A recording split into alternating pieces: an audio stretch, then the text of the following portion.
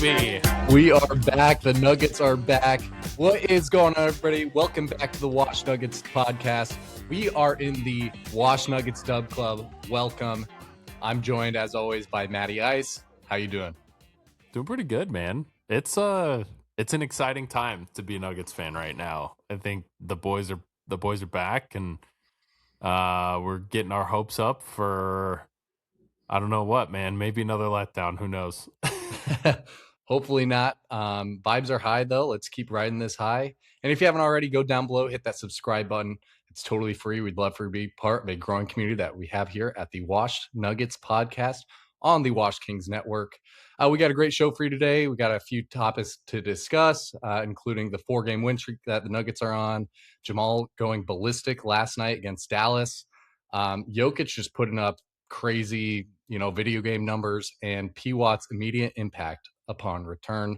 Matty Ice, why don't you go kind of break down the Nuggets 4-game heater for us? Heck yeah.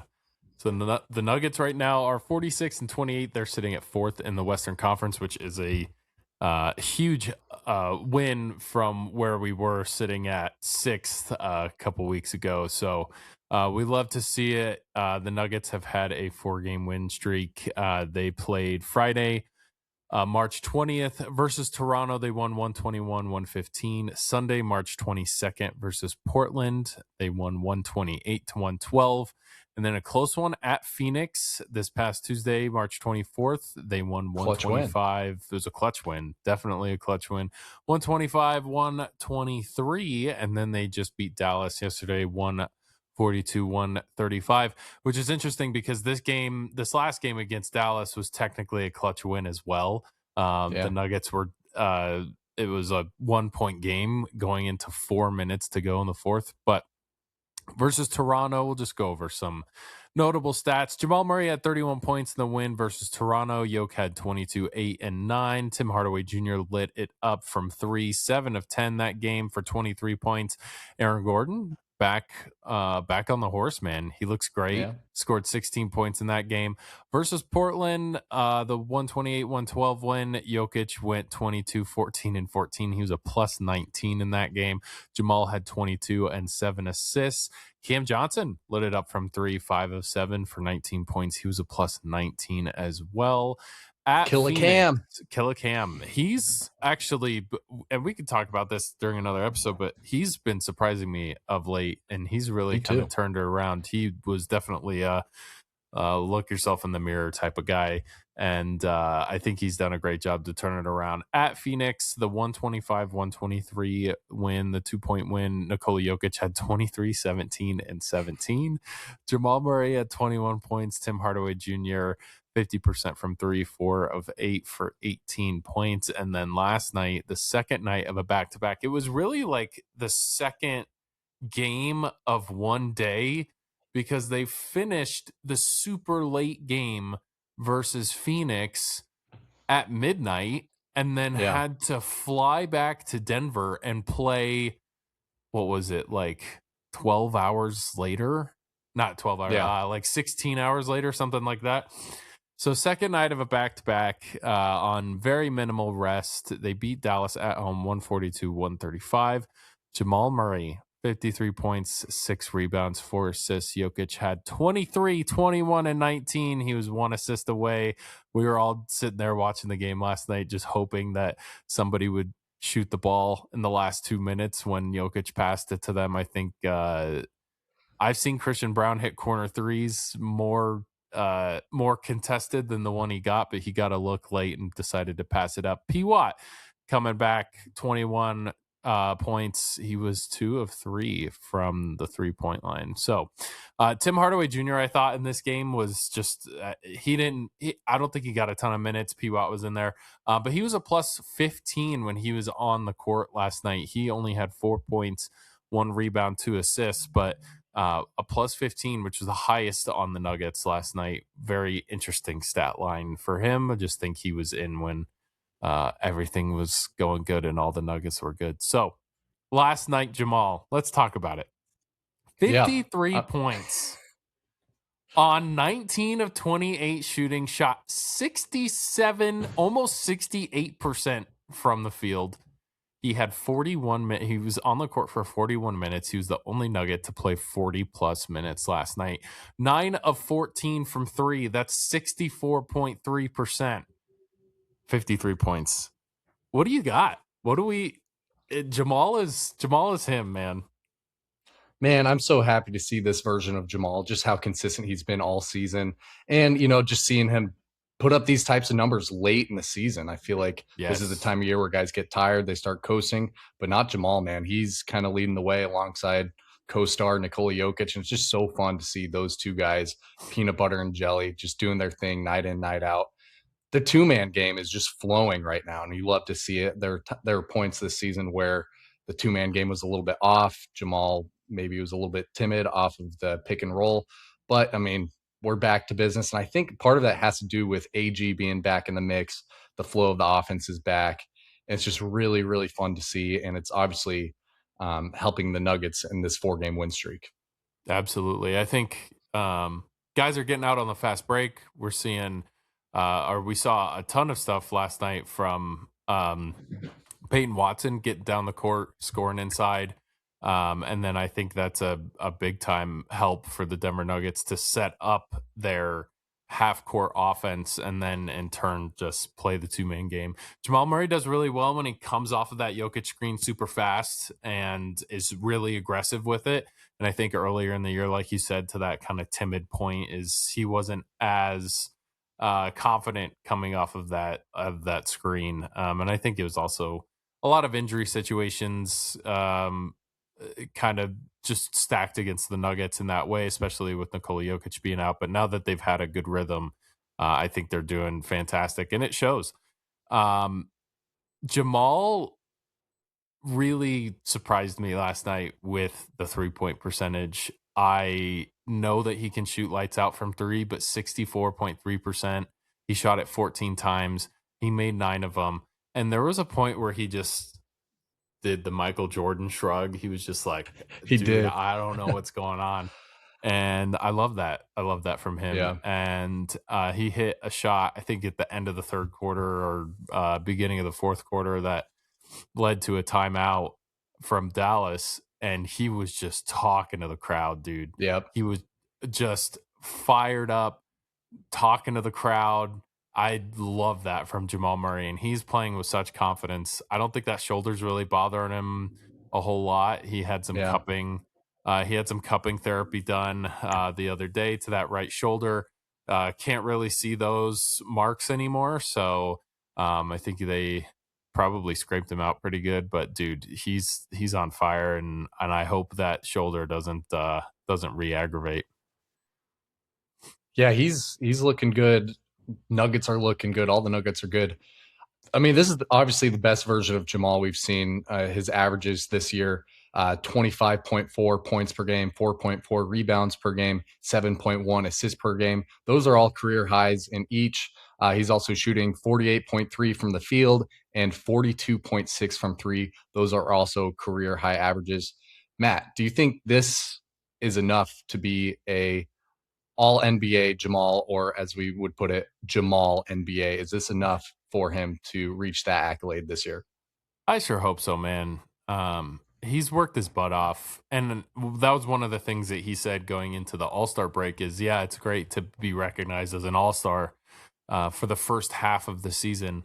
But he's really looking forward to showing people that he can do this all year and go out and do this type of work, all-star type of work all year, and get an all NBA honors for that. So top 15 players in the league, I would really hesitate to see why not, man. I mean, I know Shai's gonna get in there. I think Jaylen Brown's in there too.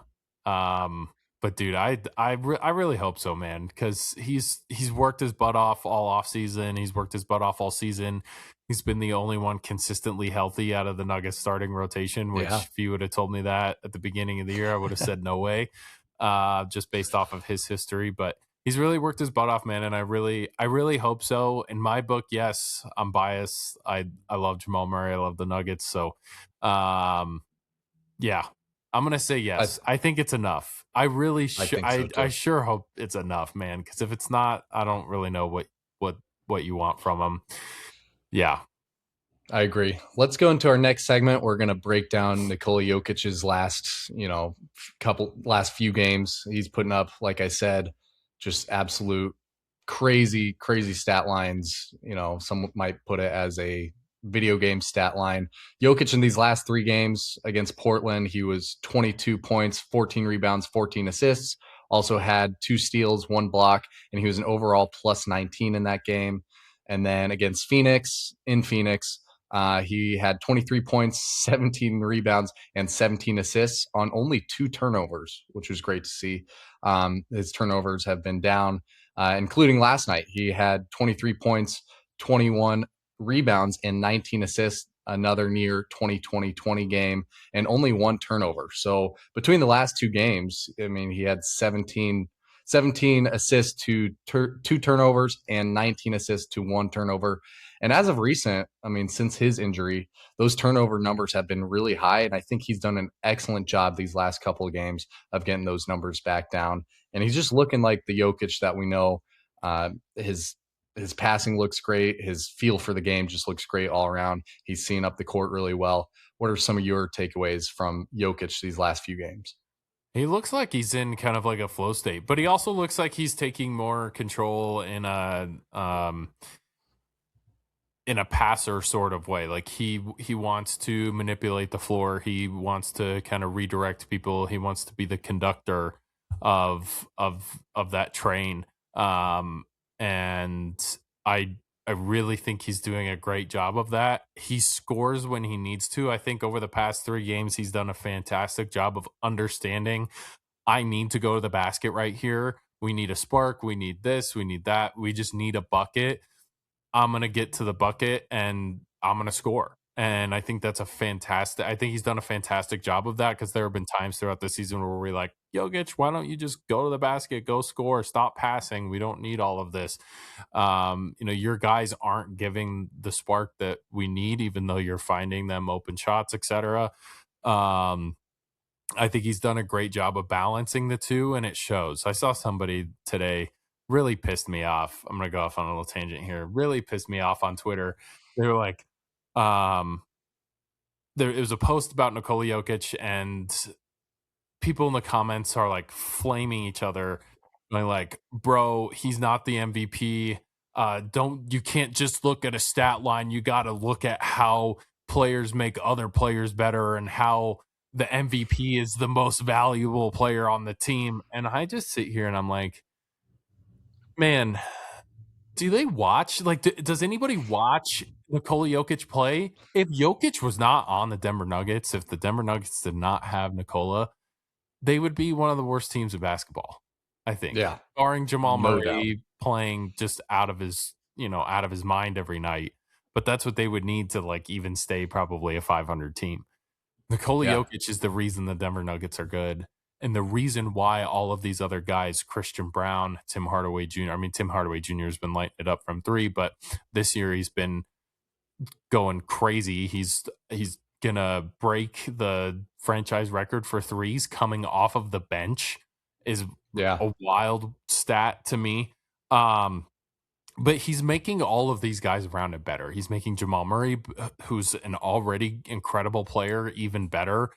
And I just really look at that and I'm like, man, it's part of the reason I want to watch Nikola Jokic and be like, don't take this for granted. Because this is one of the best players that we've seen. It's probably the best player that I've seen with my own 2 eyes, in the last 25 years that I've been alive. So, man, I wish those people luck in understanding the game of basketball. Not that I understand it a whole lot better than them, but I can understand that, guys like SGA and Nikola Jokic and Luka Doncic and LeBron James, Steph Curry, all of those guys, they're generational talents, and each of them have their own separate place in the history books. And Nikola Jokic is writing one hell of a freaking chapter, man. So I don't know. That's my high horse. I wish people would pay a little bit more attention to it because he makes the game better. He just he understands the game so to a deeper level than I think anybody else. But we can move on.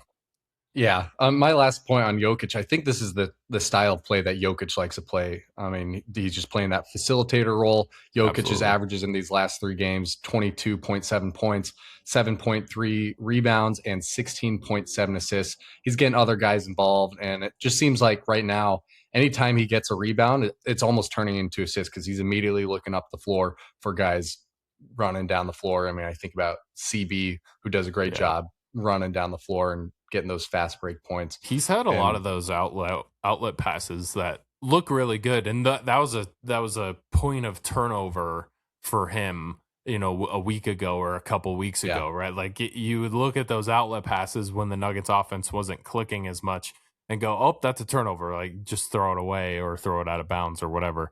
But he's dialed those in, so it looks really good right now. Yeah, and like I said, the last 2 games, that assist to turnover ratio, he's got 16.7 assists to only 1.5 turnovers, which is really great from Jokic, especially as of recent with those turnover numbers, like I said, being high since injury. But we can move on from our glorious king, Nikola Jokic. Let's hop into one of our last segments. We're going to talk about P. Watt's immediate impact since returning from injury. He returned on March 22nd versus Portland. Felt like he had been out for the whole season. We've really been missing his presence alongside AG. AG also recently returned. But on the March 22nd game against Portland, obviously P. Watt's on a minutes restriction, but he did great. Only 20 minutes of play, had 14 points on 5 of 8 shooting. And then last night against the Mavs, only played 23 minutes, and he had 21 points. Matt, what are some of your takeaways about P. Watt in the 2 games of his return? Yeah, dude, he's picked up right where he left off, to be completely honest with you. Yeah. He had that stint where he was the guy. Him and Jamal Murray were the guys when Nikola Jokic and Cam Johnson and AG were all out, and Christian Brown. So he's picked up right where he left off. He looks explosive. He looks ready. He was talking up the bench. He dribbled right around Cooper Flagg. I know that's your boy. Sorry, but he had a hezzy and dribbled right around Cooper Flagg, laid it up and in, and looked at the bench and was like, he can't guard me. He can't guard me. And I was like, man, like he's ready, and he's I know he was itching to get back out there for sure. Yes. But he's picked up right where he's left off. Like you said, I'm 7 of 10 against Dallas in your second game back, 23 minutes for 21 points, dude. Like that's insane. I was going to give P. Watt a little bit of grace and be like, hey man, if you get 5 points in your, coming back a game, I'll take it. Like it means that we can kind of build off of that. But nope, he's hit the ground running. Especially, in 20 minutes. It's crazy. Yeah. I don't want to jinx it, so I'm going to knock on wood, but I think the Denver Nuggets training staff has done a great job with his situation. I think they've learned a lot from AG's issue, and I'm sure AG and Peyton Watson had a grand old time talking it up in the training room. I think he's the X factor for the Nuggets right now, alongside Aaron Gordon, especially defensively. He did a great job on the defensive side last night, but then also was another option alongside Christian Brown to get out and run the floor and space a little bit more for those outlet passes for Nikola Jokic. So good defense turning into quick offense, which is how the Nuggets love to play basketball and how they can get 15-0 runs in a game. So I think he's the X factor for them right now. Yes. I think I don't think the Nuggets make it deep into the playoffs without some huge help from P. Watt. Yeah, I mean, and you think about who are the best players on the Nuggets. Obviously, you got number 1 Jokic, number 2 Jamal Murray, number 3 on any given night it could be Aaron Gordon or Peyton Watson. I mean, those are your Tim top Hardaway 4 guys. Jr. too, and because they have so much depth, but there's also like a lot of polarity there. So you could have one guy. It's like if you're not playing a super crazy defensive lineup, maybe Tim Hardaway Jr. is your third guy for that night. And not to say AG or Peyton Watson would play bad, just maybe Tim Hardaway hits 11 of 16 threes and he's just going nuts. And you're just like, what the hell is going on? But I think there's some polarity there. But yeah, the Nuggets have a lot of guys, but I'd say AG and P Watt in that 3 spot. Yeah, no doubt. Yeah, it's just so fun to see. I mean, especially like you mentioned with THJ, that depth that the Nuggets have. But it's really even more fun to see when all of the Nuggets are healthy and you're seeing this impact from AG, from P Watt. It's really, really fun to see. They space the floor so much too. Yes, like I don't understand. I don't know what it is about the Nuggets, and maybe they have to go with this small ball lineup because we can talk about there's so many things to talk about because the Denver Nuggets have switched lineups. Jonas Valanciunas, I don't think has touched the floor in 3 or 4 games. And just with that small ball lineup, the small ball lineup forces you to space the floor, but with AG and P Watt in there, it almost seems like it's getting more space. Like it seems like when the Nuggets are running the 2-man game, it's just Jamal Murray and Nikola Jokic on the floor, and everybody else is like almost non-existent. Like they're just not clogging up the lane so much so that those guys have room to maneuver around. I think that's fantastic. Yeah, like you mentioned, what's great about that spacing is oftentimes, and we saw it last night, when they'll either double Jokic or they'll double Jamal, which happens all the time, and that easily opens up the floor. You find a corner 3 wide open, and guys are hitting them as of recent. But let's go into our last segment. We're going to break down the last 8 games of the season. I can't believe we're almost to the end. We're almost to the end, man. Almost to the end. And we're going to kind of make some predictions. Nuggets are, what's the record? 46-28. Is that correct? Yeah, that's correct. Yep. Nuggets are 46-28 going into the last 8 games. We face Utah tomorrow, and then Golden State on Sunday, and then in Utah on April 1st, April 4th, San Antonio, April 6th, Portland, April 8th, Memphis, April 10th, Oklahoma. Those are all home games. And then to close out the season, April 12th in San Antonio. Matt, what are you thinking about these games, and how many games can the Nuggets win? I think that are these all Eastern time? Oh, these are all Eastern time, right? Okay, these are all Eastern time on the graphic that I put into our notes. But I think 50 games is definitely achievable. What do you think? Yeah, you just have to win 4. I mean, I think they take care of business versus Utah. I think they beat Golden State. You might lose the second game at Utah just because I have no rhyme or reason for that one. You just hate to see it, but they played bad in Utah earlier in the year. I really see a world where the Nuggets can honestly win out. I think you drop one of the games versus San Antonio. I think you might drop the home game, the matinee game on April 4th versus San Antonio. I think they could drop that just because San Antonio has a little bit more to play for there.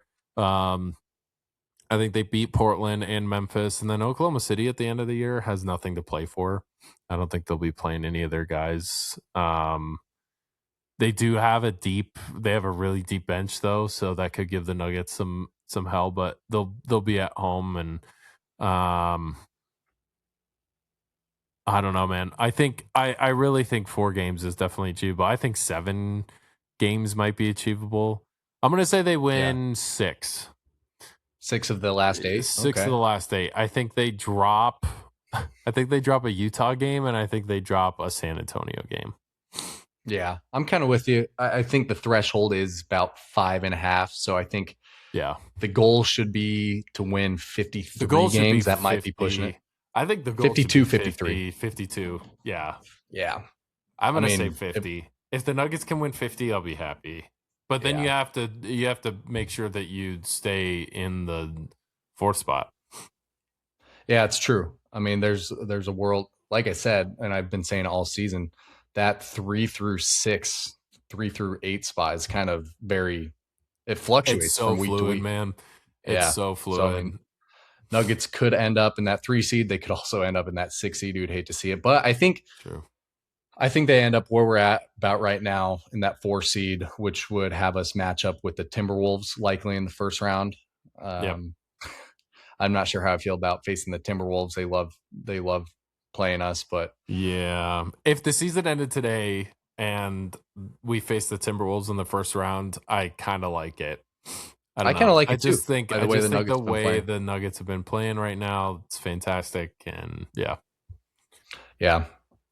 But you got anything else, Matty Ice? I don't have anything else, man. I'm excited, and the Nuggets play on Friday tomorrow, March 27th, versus Utah at home. That will be at 9 p.m. Eastern time, so it'll be 7 p.m.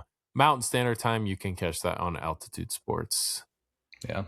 One last thing I got, and I heard this on the DNVR podcast last night in their postgame. There are 3 players that are averaging 25 plus points and 7 plus assists. Who are they, Matt? Do you have any idea? 25 and 7 assists? 25 plus points and 7 plus assists. There's 3 players in the NBA that are doing this. Jokic, obviously. Jokic, yep. Is SGA? I don't think SGA is averaging 7 assists. No, he's not. Is it Jaylen Brown? Mm-mm. I don't know. I'll give you a hint. He plays for the Lakers. Oh, Luka. Yeah, so it's Nikola and Luka. Luka, and who's the third? Just got to throw a crazy one out there. Bam Adebayo. No. Nope. Jamal Murray. Oh, is it Jamal? That's Jamal Murray. Crazy. 3 players in the NBA that are I didn't think he was averaging 7 assists a game. It's crazy. Yep. Interesting. Jamal NBA. Make it happen. That's I think it's going to happen. I didn't know it was that high assists. Isn't that cool? That's fantastic, dude. Yeah. 2 Nuggets in the top. Love that. 2 Nuggets at the top. We're going to close out the show. Thanks for tuning in. If you made it this far, go follow us on the socials if you haven't already. We're doing some great stuff with shorts and some other content, having a lot of fun with it. Love having you guys part of this community.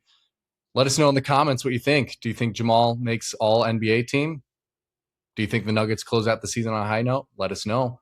Love tuning in. Love doing this stuff with my boy, Matty Ice. Let's end the season on a high note. Matty Ice, hit that outro music. Have a great day. Let's do it. It's opening day for the MLB. It is opening day. Go Cardinals and Rockies. I don't know. Go Cubs. That's our rivalry. All right. Peace.